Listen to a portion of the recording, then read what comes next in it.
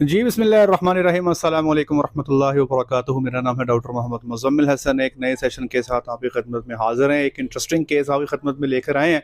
लोगों के जानवर बच्चा देते हैं, बच्चा देने के बाद हैवाने सूज जाते हैं और इंतहा दर्जे के सूज जाते हैं। स्वेलिंग बहुत बढ़ जाती है और सूजने के बाद बाद थनों से बजाय दूध आने के ब्लड आना शुरू हो जाता है। कभी कभी ब्लड मिक्स जो है वो आपका दूध आता है। लोग बड़े परेशानी में जो है वो परेशानी का शिकार हो जाते हैं।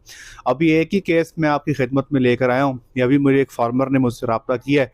मैं आपको बताऊंगा ये केस क्या है और इसमें क्या नुकसानात आपको हो सकते हैं, इसकी ट्रीटमेंट क्या होगी, इससे बचना कैसे है।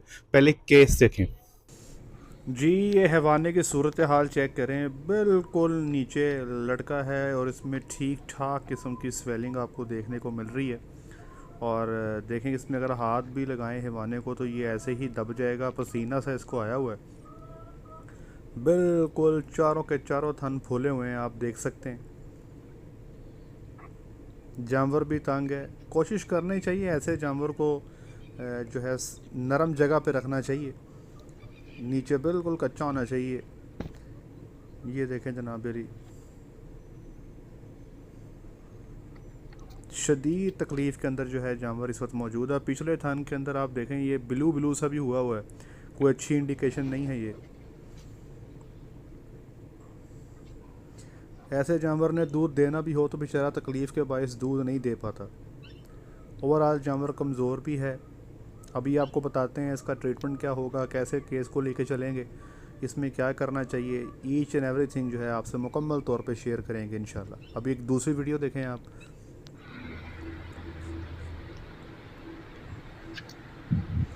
ऐसे जानवर की चवाई करने लगे तो शदीद तकलीफ़ का जो है जानवर को सामना रहता है।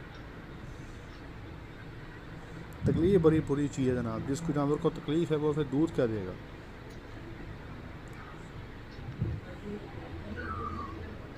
अभी तक तो इसके लेटरल सस्पेंसरी लिगामेंट बचे हुए हैं लेकिन टूट भी सकते हैं।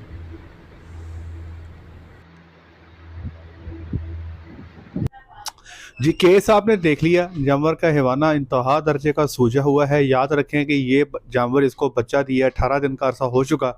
ये सीवियर केस है अडर एडीमा का। ठीक है जी। अडर एडीमा कहते हैं जब जानवर बच्चा देने के नज़दीक हो तो उसके हैवाने में सोजन हो जाती है, लिम्फ कम्युलेशन हो जाती है। बहरहाल एक लंबी चौड़ी साइंटिफिक बहस है, मैं वो नहीं करता आपसे। इसकी जो मेन वजूहात हैं वो ज़रा समझ लें। इसमें सबसे पहले नंबर पे तो जो इम्पोर्टेंट इसकी जो वजह है वो ये है कि जानवरों को बच्चा देने से पहले नमक का इस्तेमाल करवाना। जानवर की खुराक में सॉल्ट या नमक या कैटाइंस जिसमें सोडियम और पोटाशियम है, ये एक ख़ास लेवल तक होने चाहिए। अगर आपने जानवरों को खुराक में नमक का इस्तेमाल बच्चा देने से पहले ज़्यादा करवाया है तो ये आपके लिए ख़तरे का बाइस है। ठीक है जी। बाज़ लोग मीठा सोडा दे देते हैं। मैं रिकमेंड नहीं करता मीठे सोडे का इस्तेमाल जो है जब जानवर बच्चा देने के नज़दीक हो, हम रिकमेंड नहीं करते। नंबर 2, वो जानवर जिनकी उम्र ज़्यादा होती है और ज़्यादा उम्र में बच्चा देते हैं पहली दफ़ा। मिसाल के तौर पे आपके पास वलैती वशी है और वो बच्चा दे रही है तकरीबन 3 साल की उम्र पे। आम तौर पे तो 2 साल की उम्र में बच्चा आ जाता है, लेकिन ये गब्बर नहीं हो सकती या कोई भी मसला बन गया 3 साल की उम्र में बच्चा दे रही है, इसको ये इशू ज़्यादा होगा। वो जानवर जो बहुत ज़्यादा मोटे होते हैं, ओबेसिटी का शिकार होते हैं, उनमें भी ये मसला ज़्यादा होता है। जेनेटिक्स, जानवर के नस्ल के अंदर भी ये मसला पाया जाता है। अगर तो ये मसला जेनेटिक्स के अंदर है, जो मर्ज़ी कर लें, ये आपको देखने को मिलेगा। इसके साथ साथ जानवर की खुराक मैंने आपको बताया कि उसमें केटाइंस और एनाइंस का जो डिफरेंस है, जिसको हम डी कैट कहते हैं, वो उसका मैनेज होना चाहिए। जानवर की एक्सरसाइज के अंदर कमी बेशी। हमारे यहाँ अमूमी तौर पे जानवर को सिर्फ किले के साथ ही बांध दिया जाता है, उसकी एक्सरसाइज नहीं हो पाती। इसलिए भी ऐसे जानवरों के अंदर भी ओबेसिटी या मोटापा देखने में आता है और बाद में ये प्रॉब्लम आपको देखने को मिलता है। ये प्रॉब्लम किस कदर सीवियर या किस कदर ये प्रॉब्लमेटिक हो सकता है, ये कितना परेशान कुन हो सकता है। बाद औक़ात हैवाना भी फूल जाता है, बाद औक़ात ये हैवाने से सोजन जो है आगे पेट पे चले जाती है। हमने ऐसे केस भी देखे हैं जिसमें सोजन जो है बढ़ के आगे कोली तक भी आ जाती है। कई दफ़ा बच्चा देने के टाइम पे स्वेलिंग और ये सारे मामलात होते हैं। बाज़ औक़ात बच्चा देने के बाद भी ये प्रॉब्लम बढ़ जाते हैं।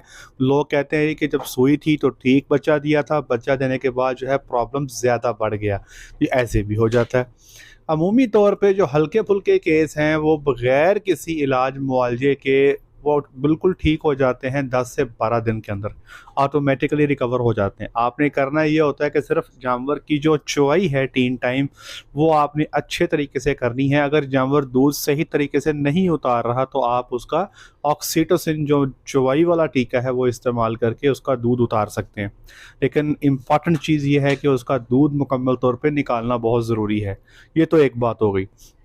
नंबर 2, अगर जानवर का हैवाना ज़रूरत से ज़्यादा सूज गया है, बाज़ औक़ात परेशानी का बायस बन जाता है। याद रखिएगा कि जो सबसे बड़ा मसला अडर एडिमा का, जिसको मैं समझता हूँ कि वो बहुत बड़ा मसला है, आपने देखा होगा कि बाज़ जानवरों के हैवाने लटक जाते हैं नीचे, जिसको हम कहते हैं कि जानवर के हैवाने को जो लिगामेंट्स उठा के रखते हैं उनको हम कहते हैं लेटरल सस्पेंसरी लिगामेंट।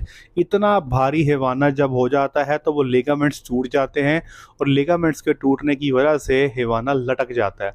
और जब हैवाना लटक जाए फिर वो सारी ज़िंदगी लटका रहता है। वो ढीला ढाला सा हैवाना जो है वो जानवर की चवाई के अंदर भी मसला, ऐसा जानवर अपने हैवाने को बार बार नुकसान भी पहुंचाता है। ऐसे जानवर को साड़ू के चांसेस भी ज़्यादा होते हैं। तो अगर इतनी ज़्यादा स्वेलिंग हो चुकी है कि आपको शक है कि कहीं ये अपना हैवाना ना तोड़ ले, तो ऐसे जानवर की आप बच्चा देने से पहले भी मिल्किंग कर सकते हैं।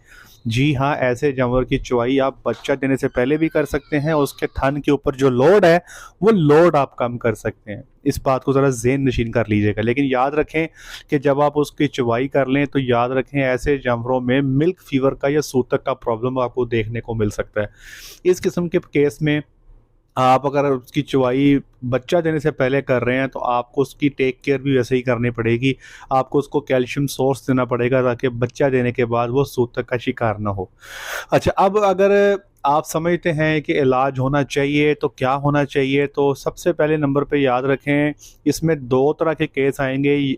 नंबर 1 केस ये होगा कि जानवर के थनों से दूध बिल्कुल ठीक आ रहा होगा और सिर्फ जानवर का जो हैवाना है वो सूजा हुआ होगा।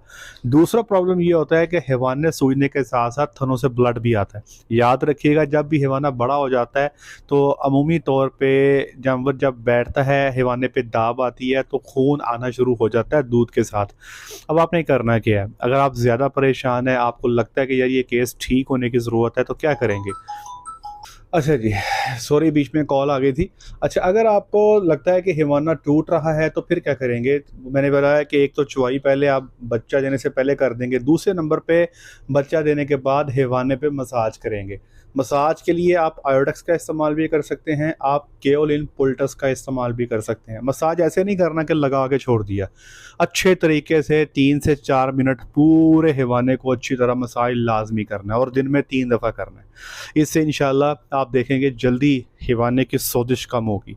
दूसरे नंबर पे आप जानवरों को डाययूरेटिक्स का इस्तेमाल करवाएं। मेरे डॉक्टर भाई सुन रहे हैं वो इस चीज़ को समझते हैं, और साथ में कॉर्टिकोस्टीरॉइड्स का इस्तेमाल करवाएं। ये 3 चीज़ें हैं, याद रखिएगा। Number 1 hot massage, number 2 corticosteroids, number 3 diuretics. ये इन 3 चीज़ों के इस्तेमाल से इंशाल्लाह आपका जानवर जल्दी रिकवरी पे आ जाएगा। अगर आपके जानवर के थन में से ब्लड आ रहा है तो मैं रिकमेंड करूँगा मास्टी जेट ट्यूब जो है वो आप उसके थनों में, जिस थन से ब्लड आ रहा है उस थन के अंदर दे लें। सिस्टेमिक एंटीबायोटिक्स देना चाहें तो दे लें, अदरवाइज़ मैं इस्तेमाल नहीं करता। हल्के फुल्के केसेस की तो हम वैसे ही ट्रीटमेंट नहीं करते, लेकिन हाँ अगर जहाँ पे साड़ू की शिकायत हो गई है वहाँ पे फिर हम जेंटामाइसिन और टाइलोसिन का कॉम्बिनेशन जो है वो ज़रूर इस्तेमाल कर लेते हैं।